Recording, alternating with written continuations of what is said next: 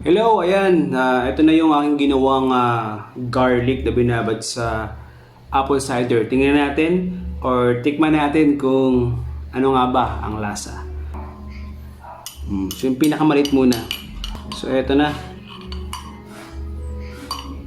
Kuha ko na yung pinakamanipis.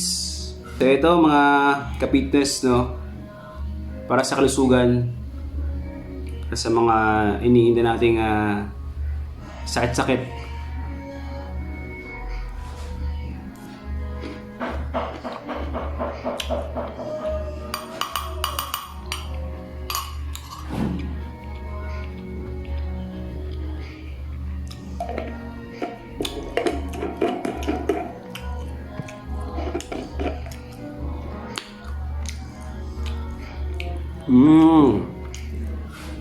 Sa una, pag talagang